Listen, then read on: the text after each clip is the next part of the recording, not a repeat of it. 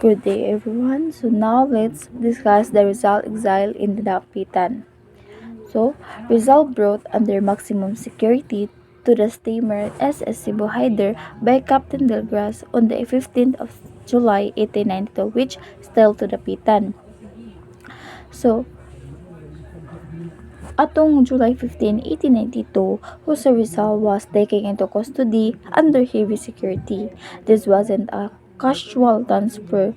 The Spanish authorities ensured maximum security to prevent any escape or rescue attempt. The severity of the security measure highlighted the preserved threat Rizal posed to Spanish colonial rule.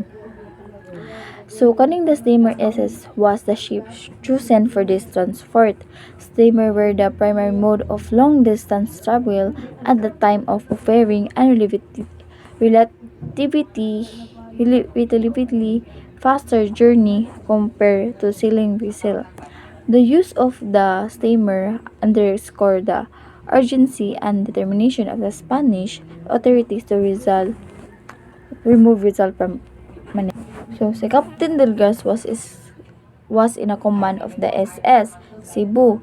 He was responsible for the safe and secure transportation of Rizal to his destination. The captain role was not merely navigational, he also had a responsibility for the security of his her high profile passenger.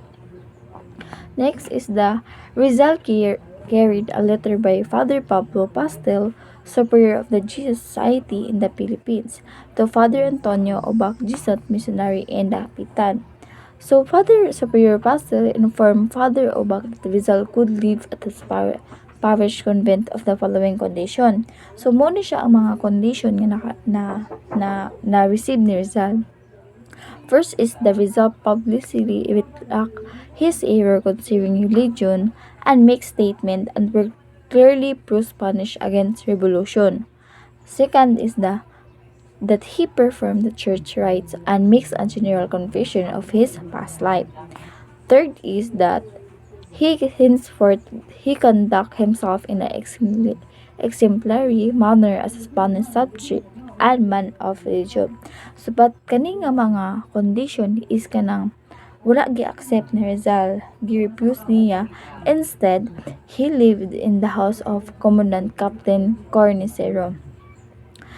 Si Captain Cornicero, kaning relationship nila between Garcia and Rizal were warm and friendly. Rizal admired the kind, generous Spanish captain. After the kanang Rizal wrote a poem titled Don Ricardo Cornicero on August 26, 1892 on the occasion of the captain's birthday. 21, 1892, Dr. Jose Rizal, along with Captain Carnicero and Francisco Equilor, won the second prize of 20,000 in the Manila Lottery with ticket number 9736. Jose Rizal received 6,200.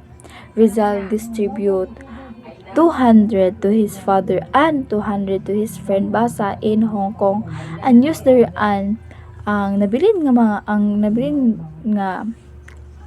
kanang price kanang share ni Rizal is kanang gigamit niya sa to invest in agricultural land along the coast of Talisay near Dapitan. He built three houses. First is a square house for himself, his mother, his sister Trinidad, and nephew. So, ang ikaduha nga nabuild ni Rizal is called hexagonal house for poultry para sa mga yahang chicken. So, ang ikatulo is called octagonal house serving as a school for young boys where he taught subjects like arithmetic, Spanish, and English, as well as the hospital for patient. The area was surrounded by fruit tree. So muna siya ang katong na-build na-invest ni Rizal nga sa iyahang na nadaugan o iyahang share. That's all. Thank you. Good day everyone, I am Najida A. Sultan and I am one of the reporter in Chapter 9. And my assigned topic is C. Espionage plot concocted by the friars. First is Rizal live peaceful life with his family and Talisay near Indapitan. So kauban niya diri ang iyang mama, iyang sister, si Narcisa, si Trinidad, and also ang iyang mga pag-umangkons. On the night of November 3, 1893, a mysterious man visited him. So, nag-introduce siya as Pablo Mercado and also nag-introduce siya as relatives ni Jose Rizal.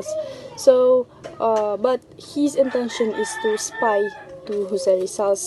Nag-offer siya og kanang free service kay Jose Rizal bilang kanang mahigpit na courier sa iyahang mga sulat para sa mga kababayan sa Maynila.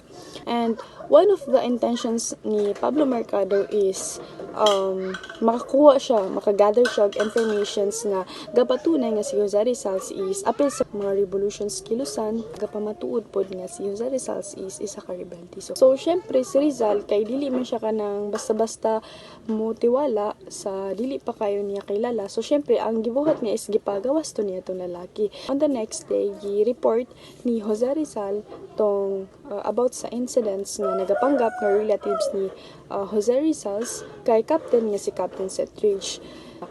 Still gihapon nga kato siya nga spy is gapuyo gihapon siya sa lapitan. So pag-report ni Rizal on the spot pod nga gipa-aresto ni Captain Setridge si Pablo Mercado kay Anastasio Andriano and nag-instruct siya nga imbestigahan si Pablo Mercado. Then during the investigations, Pablo revealed his real name, Florencio Namanan, a 30 years old and single and native resident of Cagayan de Oro. So he was secretly hired by the Recollect Friars na naghatag sa iya og 27 pesos para mag-spy kang Rizal sa mga works niya. So after ato, gipalaya siya ni Captain Setridge. So si Captain Setridge is forward niya ang mga official transcript about sa investigations o gi-report niya kang Governor General Blanco. But nag-favor si Rizal nga magkuha siya, mangayo siya o copy about sa investigations but kitanggihan ni Captain Setridge to keep them confidential. B. Community mission in Dapitan. So Rizal practice medicine in Dapitan. So daghan og kanang patients like kanang mahihirap na patient si Jose Rizal kay nag-offer siya og free service. But katong mga other nga like mga rich pod is gahatag yapon sila kang Rizal as surgical skills. Next is he become interested in medicine plants in the Philippines to be used as a local medicines. So si Rizal as a physician, he become interested sa medical plants para sa Philippines para magamit as local medicines. So he studied the local plants and their therapeutic values. He used them as kanabitong murag pang-reseta. Okay, next is Rizal taught the young boys reading, writing, language, etc. So Rizal as a teacher, syempre nagtudlo pud siya sa mga bata nga kalalakihans magbasa, magsulat, and even language sa Espanyols o English. Next is he also composed a poetic song, Hymno a Talisay, in honor to his favorite rendezvous with his young boys under a Talisay 3. So, ipakita na ko ang video. Hymn to Talisay. At Dapitan, the sandy shore, and the rocks aloft on mountain crest, form thy throne, O refuge blessed, that we from childhood days have known, in your valleys that flowers adorn, and your fruitful leafy shade, our thinking powers are being made, and soul with body being grown. We are youth, not long on earth, but our souls are free from sorrow. Calm, strong men will be tomorrow, who can guard our family's rights, lads we whom naught can frighten, whether thunder, waves, or rain, swift of arm, serene of mien. In peril shall we wage our fights. With our games we churn the sand, through the caves and crags we roam, on the rocks we make our home. Everywhere our arms can reach, neither dark nor night obscure can cause us fear, nor fierce torment that even Satan can invent. Life or death we must face each. Talisayans, people call us, mighty souls in body small, over the Dapitan's district all. No Talisay like this towers, none can match our reservoir, our diving pool, the sea profound.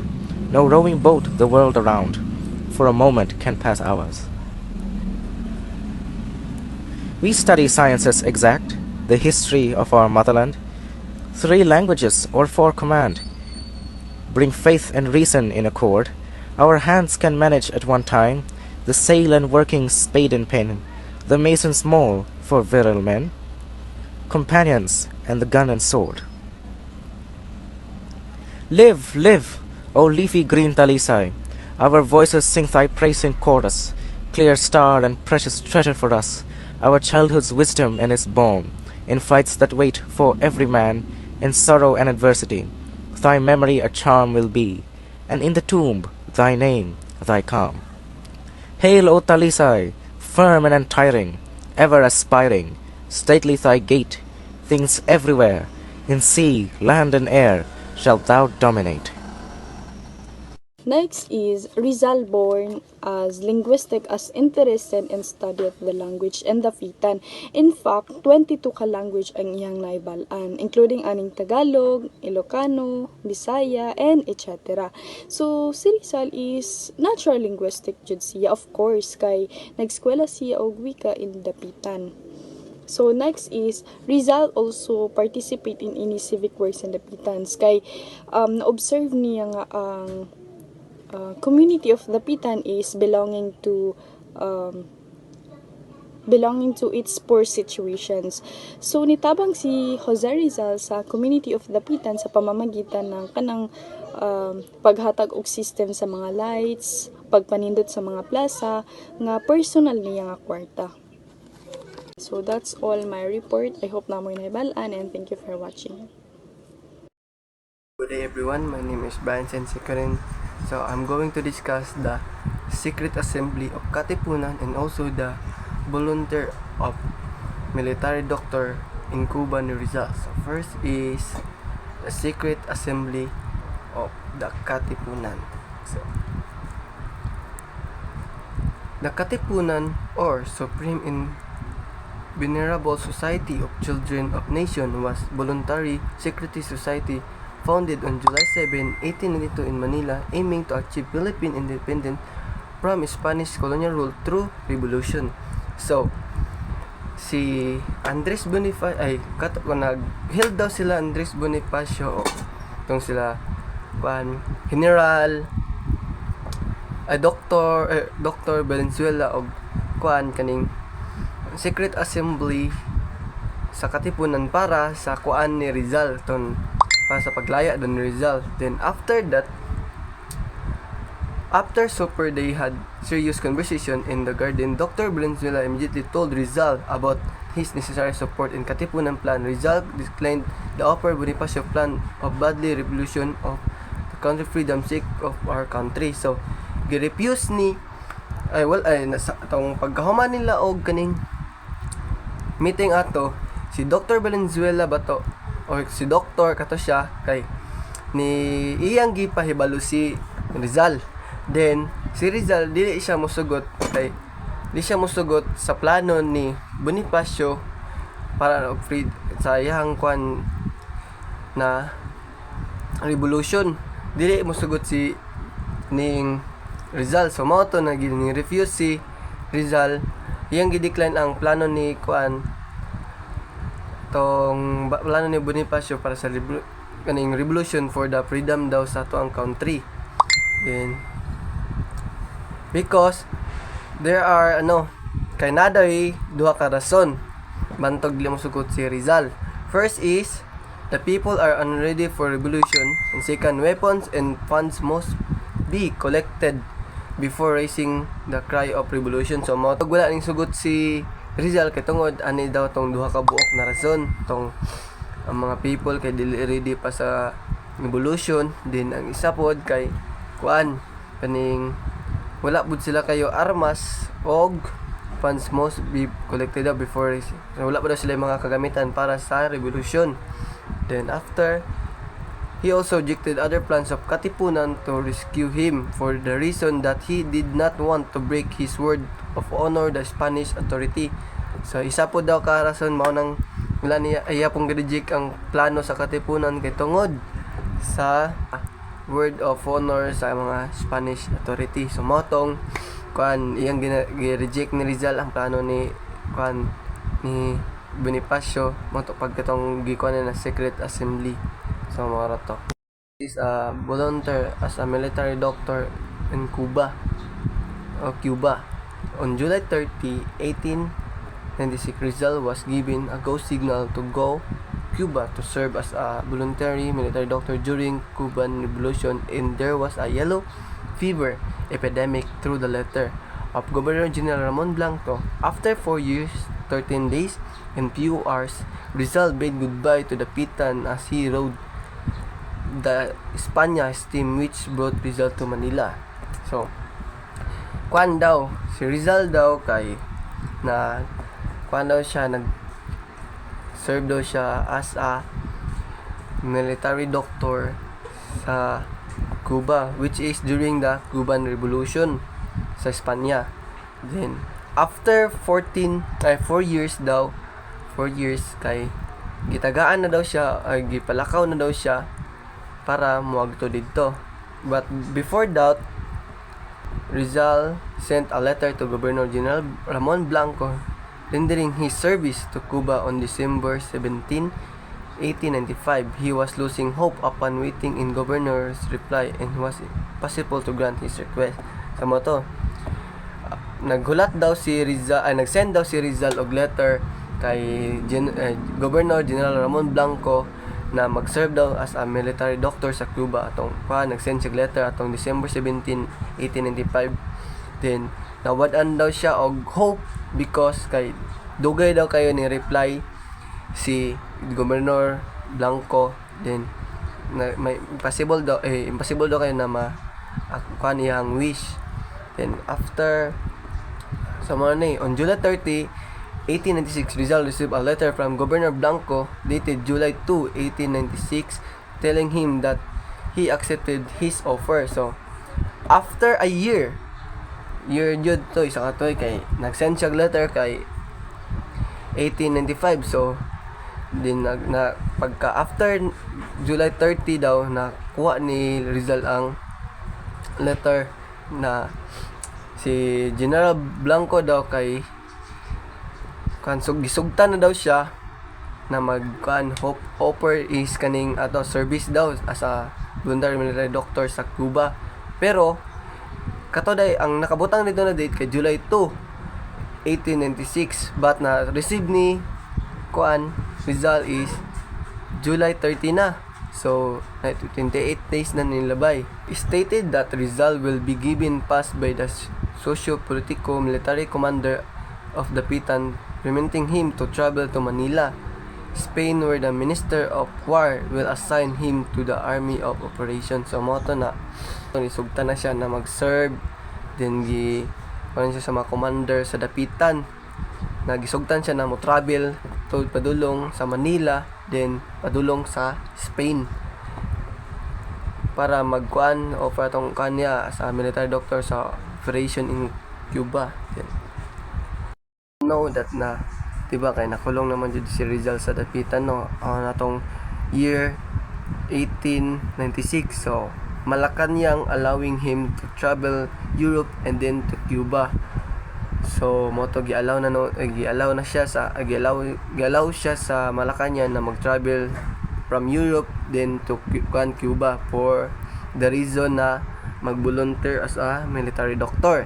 Then natong paglakbay niya kay nakasulat doon siya og poem na title El Canto del Viajero, or means a joyful inspiration of his safe travel as a freeman. For the last time nahimo siyang freeman kay tungod atong pagka-volunteer niya as a military doctor. So mao to. Thank you. So, good day everyone. So, ang talakayin ko ay tungkol sa pag-alis ni Dr. Jose Rizal mula sa Dapitan at ang pagdakip at pagkulong sa kanya sa Barcelona. So, ang una is Farewell Dapitan. So Jose Rizal departure from the Pitan, his 4-year exile. He left on July 31, 1896, accompanied by family and students, leaving behind a community that mourned his departure. During his journey to Manila, he performed medical procedure due to a misconnection. He was transferred to the Castilla, where he was treated well. Upon preceding, the narrative reflects on the themes of exile, loss, and the passage of time. So ayon dito, ito ay tungkol sa pag-alis ni Dr. Jose Rizal mula sa Dapitan. Nilalarawan nito ang 4 na taon niyang pamamalagi bilang isang Hapon sa lugar na iyon. So dito, umalis siya noong Hulyo 31, 1896 kasama ang kanyang pamilya at mga estudyante. Ang kanyang pag-alis ay nagdulot ng kalungkutan sa komunidad na kanyang iniwan sa Dapitan. Sa kanyang paglalakbay patungong Maynila, sinabi rin na nagsagawa siya ng paggagamot o medikal na pamaraan. Dahil sa isang hindi pagkakaunawaan, inilipat siya sa barkong Kastila. Doon, pinakitunguhan siya ng maayos. Binanggit din dito na mayroong isang tula na inilagay bago ang mismong salaysay. Ang tulang ito ay sumasalamin sa mga tema na pagiging tapon, pagkawala at paglipas ng panahon. He was initially prevented from contacting family and faced delays in his trip to Spain. News of the August 19, 1896 Philippine Revolution reached him, causing concern over the potential loss of life and property. Governor General Blanco absolved Rizal of blame for the revolution and recommended him for service as an army physician in Cuba.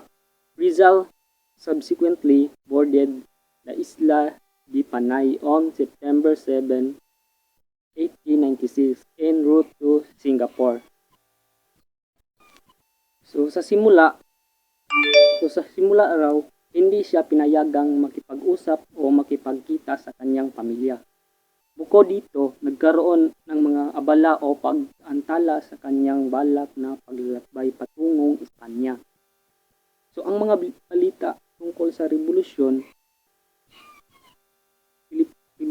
Pilipino na nagsimula noong Agosto 1896 ang nakarating sa kanya. Ito ay nagdulot sa kanya ng pag-alala dahil posibleng mayroong mawawalan ng buhay at ari-arian dahil sa revolusyon. Gayunpaman, inabsuelto o pinawalang bisa o pinawalang sala ni Gobernador General Blanco si Rizal sa anumang pagkakasala o pananagutan sa nangyaring revolusyon. Bukod pa rito, inirekomenda pa siya ni Gobernador General Blanco na maglingkod bilang isang doktor ng hukbo sa Cuba. Dahil dito, sumakay si Rizal sa barkong Isla de Panay noong September 7, 1896 at ang kanyang tutunguhan ay sa Singapore. So next is Rizal arrest and detention in Barcelona. Rizal's arrest and detention, despite advice to seek refuge in Singapore. He was arrested in Barcelona on October 3, 1896 and held on board ship. Governor General Blanco's actions are described as duplicitous as he secretly